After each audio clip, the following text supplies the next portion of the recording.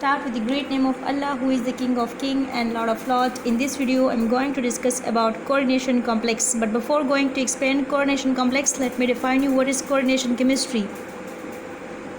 So the branch of chemistry they deal with the study of coordination complex is called coordination chemistry. Chemistry की वो branch जिसमें हम coordination complex की different property study करते हैं, coordination complex study करते हैं डिटेल में, तो उसको हम कहते हैं coordination chemistry. Now what is coordination compound? A complex which is formed by the combination of central metal atom and ligand is called coordination complex. वो कंपाउंड, वो कॉम्प्लेक्स जो सेंट्रल मेटल एटम और लिगेंड से बना हुआ हो तो उसको हम कोऑर्डिनेशन कॉम्प्लेक्स बोलते हैं. For example hexamine, cobalt chloride. This is one of the example of coordination complex. मैंने आपसे कहा कि कोऑर्डिनेशन कॉम्प्लेक्स वो कॉम्प्लेक्स और वो कंपाउंड्स होता है जो सेंट्रल मेटल एटम और लिगेंड से बना हुआ हो. अब ये सेंट्रल मेटल एटम क्या चीज़ है और लिगेंड क्या चीज़ है? Let me explain you first what is central metal atom. So the atom which is present in centre and surround by ligand is called central metal atom. वो atom जो complex में सेंटर में present हो और इसके इर्द गिर्द ligand present हो तो उसको हम कहते हैं सेंट्रल मेटल एटम. इसकी क्या प्रॉपर्टीज़ होनी होगी? It will have the property of exception of electrons. ये इलेक्ट्रॉन पेयर एक्सेप्टर होगा. It will act as a Lewis acid. इसकी नेचर लेविस एसिड जैसे होगी because it have the property of exception of electrons. It is electron pair acceptor. It may be positive, negative और neutral. ये positive भी हो सकता है, negative भी और न्यूट्रल भी. मैंने कहा कि ये लेविस एसिड की तरह होगा, लेविस की एसिड की तरह बिहेव करेगा. तो what is Lewis acid? According to Lewis, दो species which are electron pair acceptor is called Lewis acid. वो स्पीशीज जो इलेक्ट्रॉन पेयर एक्सेप्टर हो तो उसको हम लेविस एसिड कहते हैं. इस वजह से central metal atom will act as Lewis acid. It will accept the lone pair of electrons from the ligand.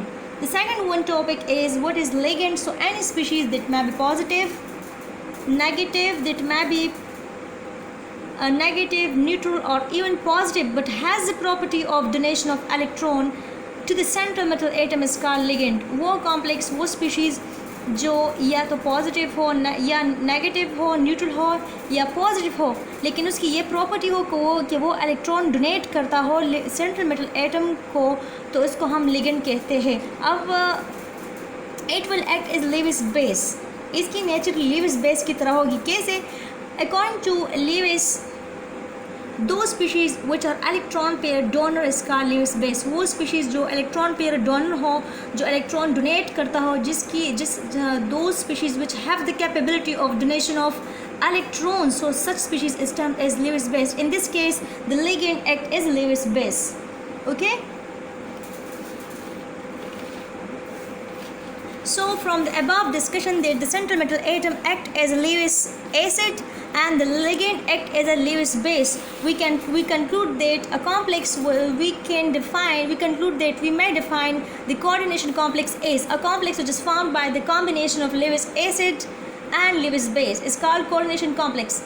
जितना हमने डिस्कशन किया इससे हमने ये आहस किया कि हम कोऑर्डिनेशन कॉम्प्लेक्स को इस तरह भी डिफ़ाइन कर सकते हैं कि वो कॉम्प्लेक्स जो लेविस एसिड और लेविस बेस से बना हुआ हो तो उसको हम कोऑर्डिनेशन कॉम्प्लेक्स कहते हैं. यहाँ पर मैंने आपको बताया ना कि लेविस जो सेंट्रल मेटल एटम होता है कोऑर्डिनेशन कॉम्प्लेक्स में, इसकी नेचर लेविस एसिड जैसा होता है और जो लिगेंड होता है it will act as Lewis base. So from this discussion we may conclude that a complex which is formed by the combination of Lewis acid and Lewis base is called coordination complex.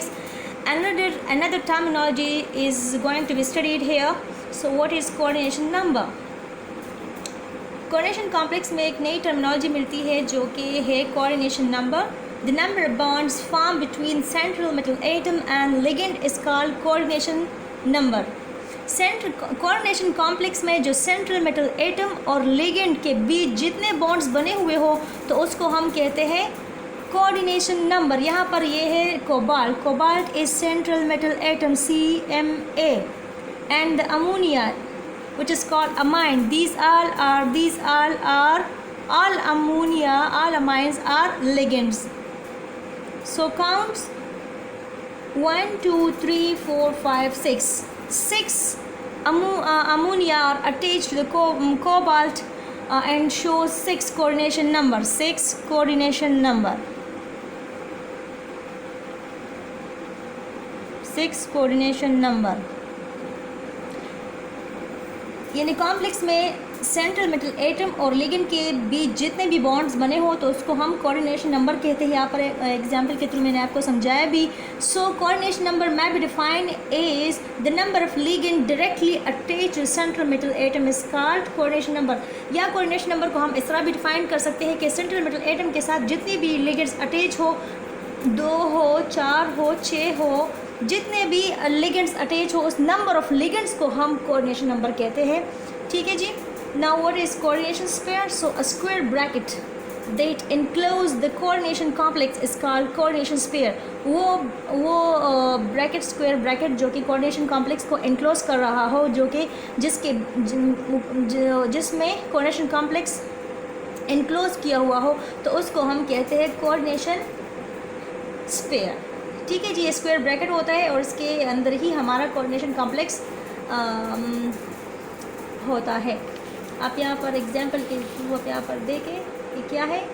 These are the square brackets these which enclose our coordination complex. So here another terminology is going to be studies. The next one is counter ion. What is counter ion? So any species, a species that is present outside of the coordination sphere is called counter ion. आपको तो coordination sphere की समझ आ गई होगी. अब वो species जो coordination complex में, वो स्पीशीज़ जो कोऑर्डिनेशन स्फीयर से बाहर हो तो उसको हम कहते हैं counter ion. This is the example of coordination complex.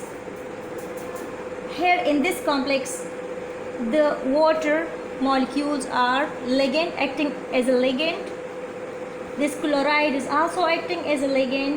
Here chromium acts as a central metal atom which are enclosed inside the coordination sphere, while this chloride ions are outside of the coordination sphere. So in this case this is a counter ion. This is called counter ion. So this is all about introduction to coordination complexes. In my next video I'll explain the nomenclature of coordination compound. Thanks for watching.